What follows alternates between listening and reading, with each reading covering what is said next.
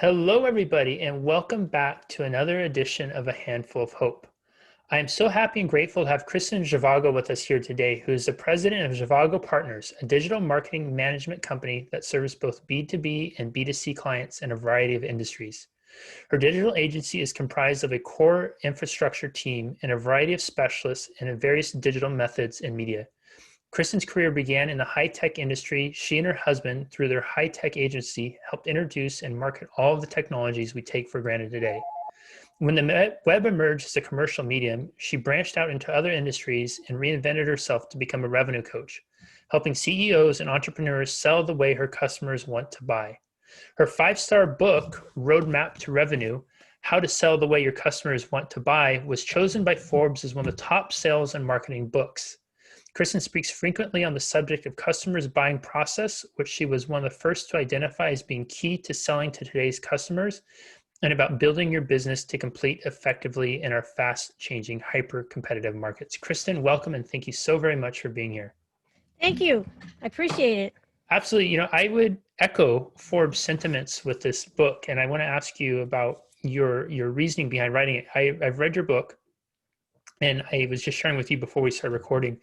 I believe it is one of the most thorough marketing books I've ever read. This goes into the buying process, into strategy, into psychology of your prospects in more depth and detail than any book on marketing I've ever read before. And rather than giving kind of general concepts and feel-good ideas, this one goes into literally step by step by step by step. And it's something that anybody who is really, I want to say interested in marketing sells, but I'll specify that even more and say anybody who's really interested in ethical marketing and ethical sales and really is coming to serve your clients for the right reasons, this is an absolute must-read book. It is just, and if you follow it, I mean, I was so blown away by how in-depth this went through the process. So I want to just start with that, Kristen. Why did you write this book?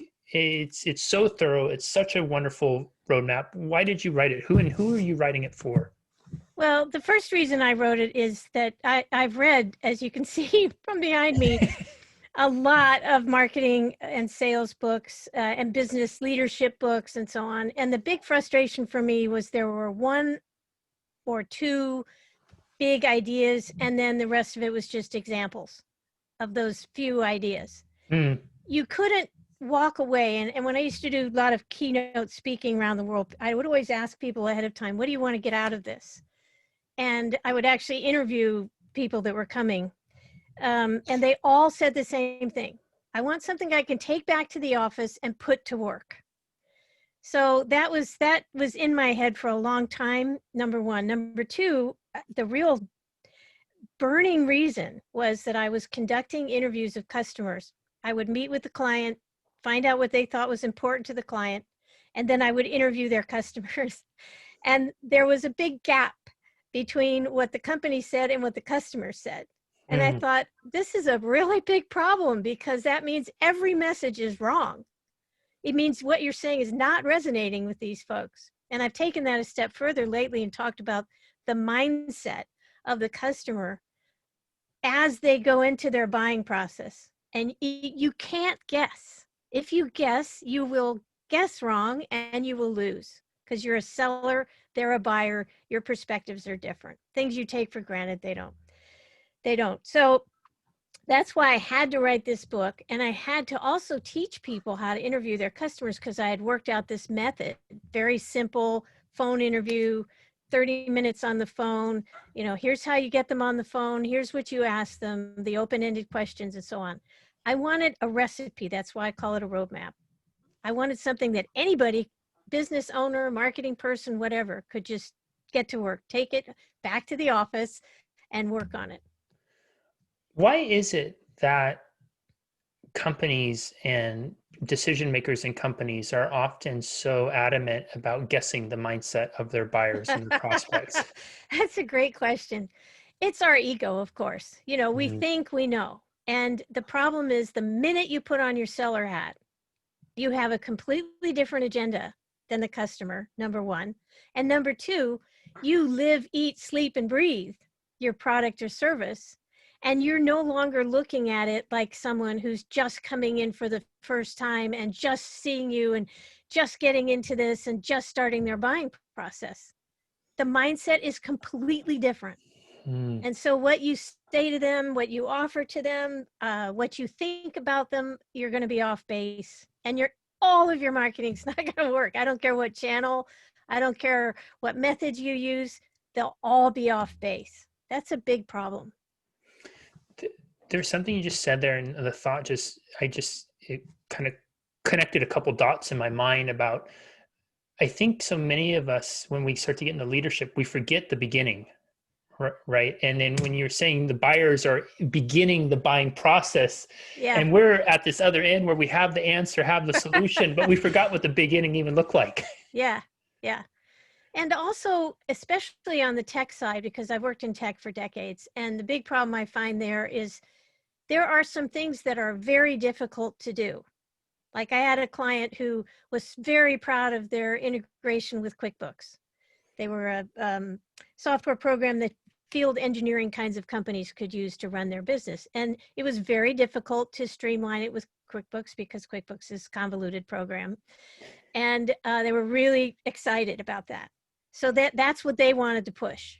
Well, I interviewed their customers, and it turned out the thing that was so exciting to their customers was you would enter the data once, like at the beginning of your conversation with the customer, you'd put in their address or something. It would automatically populate everything else. So the invoicing and the field, for the field tech guys, here's the address and here's the map and all that stuff. That's what excited them, because they were small business owners, and all of us small business owners hate duplicate entry. Drives us crazy. So that's when we repositioned the whole company. We gave them a new name that communicated that aspect, and they took off, and they ended up selling to Microsoft, and the owner made a lot of money. Wow. That one change, that one understanding that that's what was important. So nothing else changed, nothing in the software, nothing it was just making that change. Wow. I want to read to you something that you wrote, and this is from page 215 in Roadmap to Revenue. Too many top managers assume that all of their salespeople are selling. In truth, some have an attitude problem and spend most of their time unselling. In well-run organizations, usually there's one salesperson in 10 who falls into this category. In poorly run organizations, the number can be as high as 3 or even 5 in 10. Can we expand on that a little bit? Because it's so fascinating, the idea that a salesperson whose job is to sell, get quota, they're probably getting paid largely in commission, they're actually going out of they're doing a unselling. So what is unselling, and what are these salespeople doing that is leading to them unselling? Okay, so a salesperson, if they're good, they try to develop a relationship. And I also talk about that in my book, how buyers aren't really looking for relationships. They don't really want the car dealer showing up for dinner unannounced. They're not looking for friends. They're looking to solve a problem or buy something. So it's the seller who wants a relationship, because he assumes that if he gets in with this person and they have this wonderful, then this person's going to be more likely to pick them over the competition. So one of the ways they do that is they try to get friendly with the customer at the expense of the company. Now, in a poorly run company, it's really bad, because they'll come in and the customer will say, well, what about this? I really want this. And the sales guy will say, oh, I've been telling them that for months now, and they're just not doing it. I'll try again just for you, but, and it communicates to the customer that management is stupid and they're making bad decisions, and the salesman is smarter than the management. It's a complaining fest, and sales is a very lonely job. All day long, you're trying to reach out to people, be friends with people, and all day long, you're getting no, no, no, no, no, no, no. Okay. So when you find somebody to talk to, there's a tendency, and salespeople are talkers, so they blurt. And they talk about their life, and they commiserate. And sometimes the customer will say, oh yeah, my boss does the same thing, and they start complaining about their bosses. So it's a little bit of this friend fest. And honestly, it's just a complete waste of time because it isn't the real reason that somebody's going to buy. And I have to say that the real reason people buy from within companies is to make a good decision so they don't get any black marks on their personal little whiteboard that hangs around their neck when they first start work. And every time you get a black mark, you make a mistake. It never gets erased. Everyone knows about it. And every time you go into a meeting, everybody in the room knows what everybody's black or whiteboard looks like. So it's fear of embarrassment. That's the actual biggest driver for enterprise sales, especially, but even in small companies. And the fear of embarrassment specifically, is they're afraid of being embarrassed to the customer, or they're afraid of being embarrassed to leadership? Yeah, the people who are buying are afraid that they're going to make a bad decision and it's going to filter down through the company and it's going to affect other people in the company. This is especially true buying software and tech things that affect everyone in the company. You know, it's a problem, and you don't want to be the guy or the gal who made that bad decision, because no one will ever let you live it down. As you were chatting, in that idea of unselling, two specific memories popped up into my mind. The first one was the last time I bought a car. And it's funny because as you were saying, you were sharing, I just had that conversation pop up where the salesperson at one of the dealerships was literally telling me about how the manager wasn't listening and they should have done this and should have done that, trying to be my friend. And I There you remember go. thinking, like, this seems really uncomfortable right now, and like I don't feel good about even buying from here, because Yeah. if there's that kind of incongruency organizationally, like what kind of services are going to be after I sign this over? Exactly. That's a perfect example. And you're absolutely right. It Yeah. creates doubts. And so it unsells you. Yep. I mean, my husband and I went to an interior designer once, and she spent most of the time gossiping about her clients. Oh, she was showing her portfolio and said, well, we actually didn't do this because they got a divorce and it was very acrimonious and terrible. And so the whole job fell apart, but here's what I did, and we're thinking, well, she's just going to talk about us when she, Yeah. you know, what's, not that we had anything to hide, but it was very uncomfortable, Yeah. It's just like, oh, well, she's doing that there. She's going to do it over here. So that's another example of unselling. And yeah, I like that you mentioned that for the interior designer, because I think it might be worth mentioning too that for people who are solopreneurs or have very small companies, and you don't necessarily have a dedicated sales team, but you are the sales representation of the product, how you approach your interior designer, it reminds me of, I remember going scuba diving in Hawaii once, and we had planned to go diving 3 days in a row. And the very first day we get picked up by the dive master, and he proceeds for the 20-minute drive through downtown Honolulu to where we're going to dive, tell us about his domestic quarrels and all these bizarre behaviors that are going on, so much so that I look in the back seat at my friend. We're giving each other these eyes. And then when we finally he goes and he's getting the boat ready, and we finally have a moment, I said, who in the hell did you book us with here? Did you do zero research? Yeah. And needless to say, for the next 2 days, we didn't dive with that guy again, because it was so strange and so bizarre. And what we came away from it with him is that, like, this, you don't feel safe, responsible as him as a dive leader, taking us out in the ocean and places that No, we're not he's not familiar with. trustworthy. He's Yeah. not trustworthy. There's something really wrong. There's some emotional issues that are unresolved and are leading to big problems in his life. And you don't want to subject your life to that diving. You don't know how he's going to behave. He might make a very bad decision. You don't want to you're putting your life in his hands. So let's look at your interior designer as an example, if you would, of what could she have done differently that would have made her a much more effective representative salesperson that would have earned your business as a customer. Well, she just shouldn't have said a word about her other clients. It, I mean, the smartest people in the world don't pay any attention to what people say. They watch how people behave. And that was very untrustworthy behavior. That was the kind of behavior that made you feel or think less of that person. Gossip, the social media is filled with gossip. TV and everywhere else, just filled with gossip. people talking about other people all the time.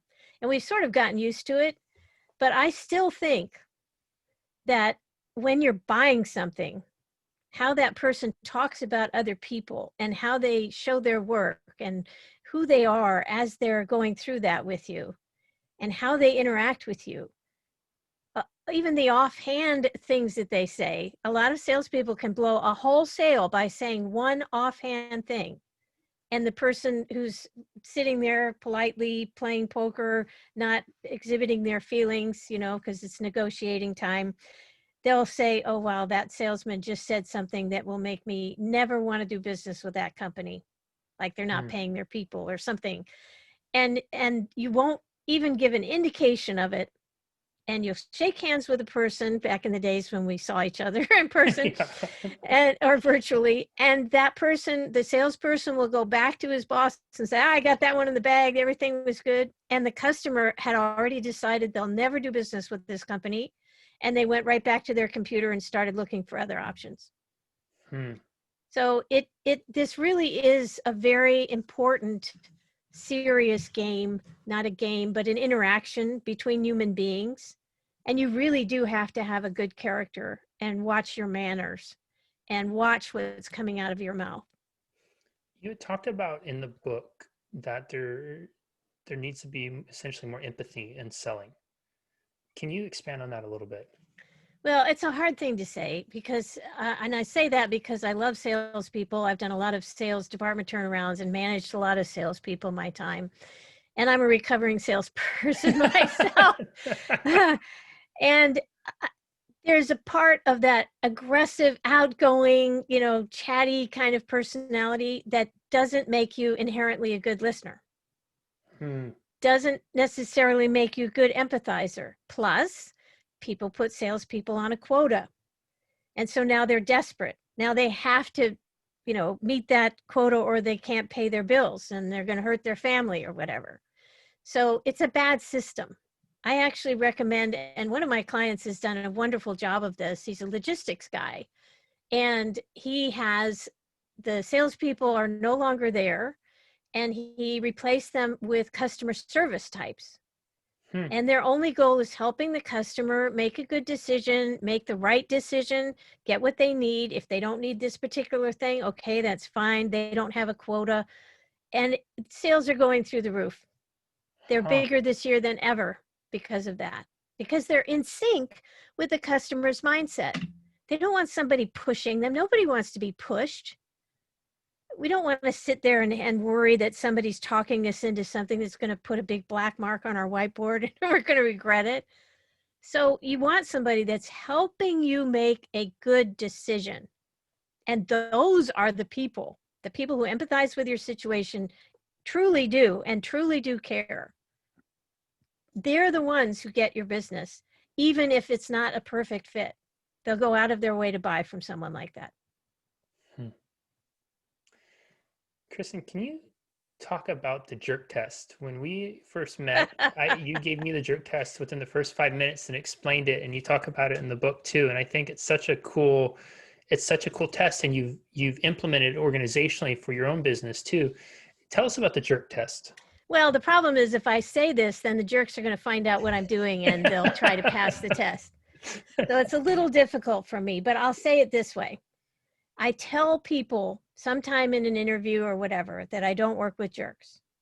Their reaction tells me if they think that's a great idea and they're they laugh, and the jerks get offended. The jerks cross their arms and think, why won't you do business with me? And the difference is, here's the thing that really struck me when I finally caught on to this.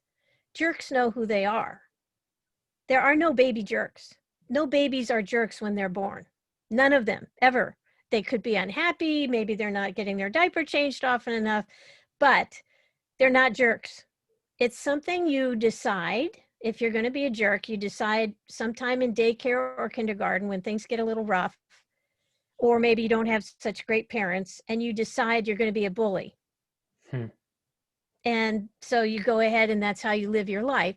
The nice people say, golly, I could fight back right now, but no, I'm going to I'm going to try to do this the loving way, turn the other cheek, whatever you want to call it. And it's a conscious day-to-day decision to take the high road. And so the nice people know who they are because it's work. You know, life is hard. People are all around us trying to do things that make us uncomfortable or that we don't want. And we have to decide how we're going to deal with that. I want to shift gears for a minute, Kristen, and talk about happiness.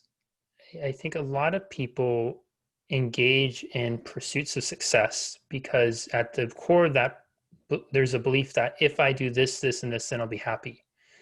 You've had this incredible career. You've worked with some amazing organizations, some awesome people.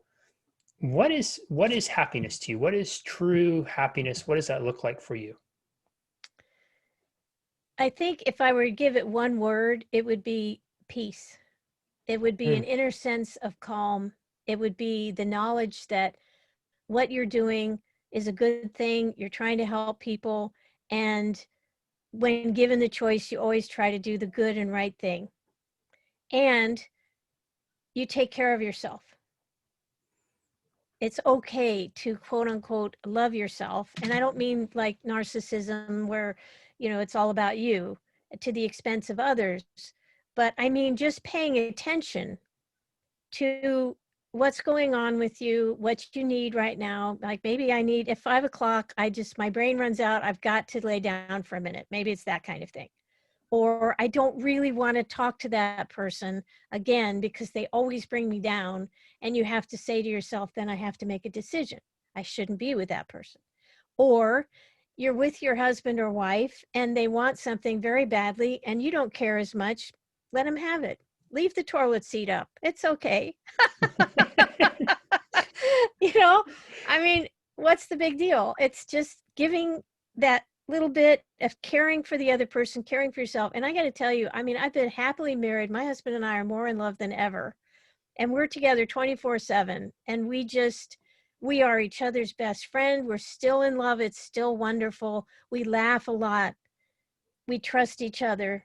And, you know, we've taken care of each other through all, thick and thin. Everything that's happened, we're there for each other all the time. And that gets pretty happy.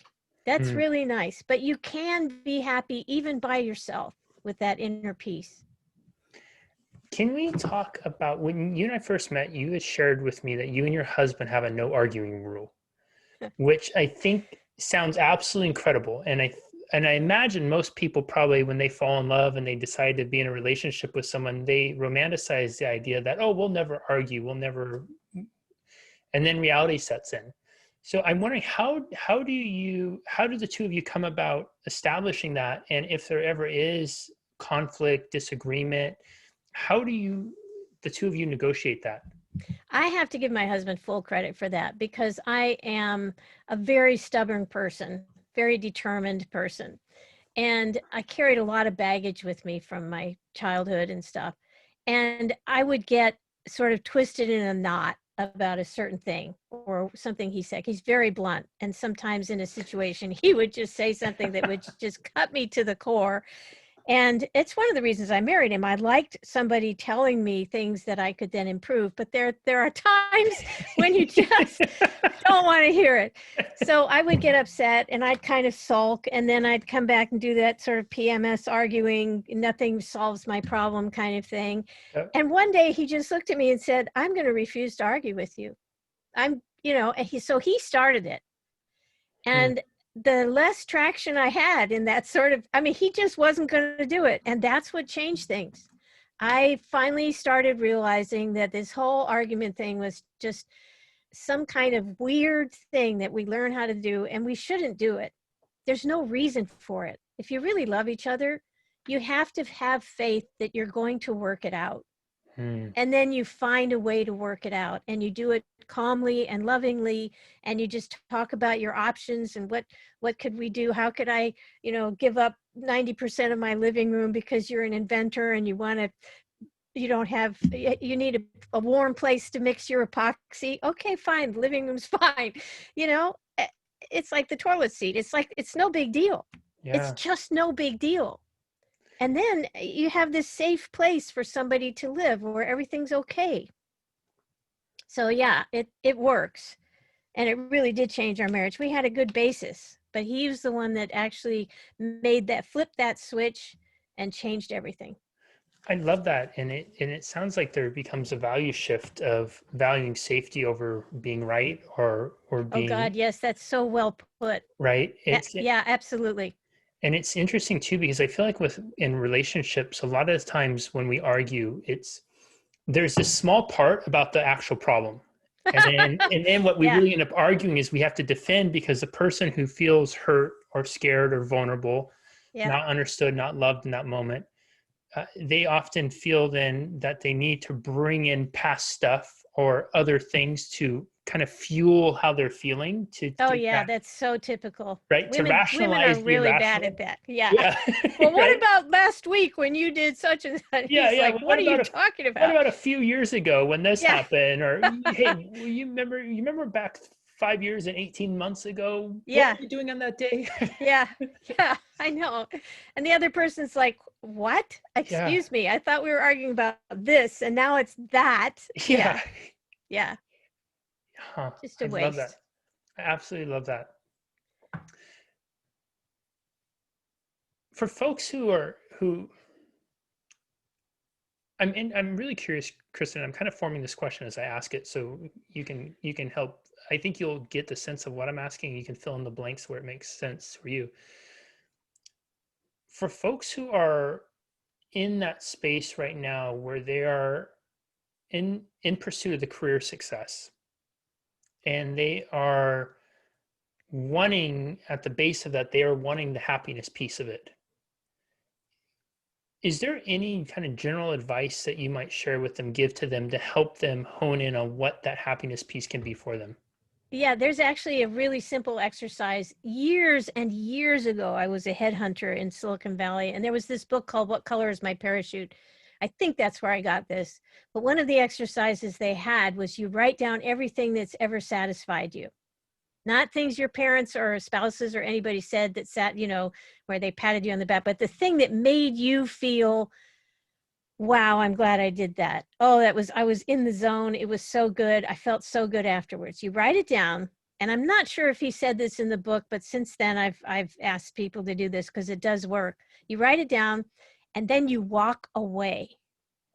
And Hmm. 24 hours later, you come back and you look at it and you say to yourself, what is this telling me?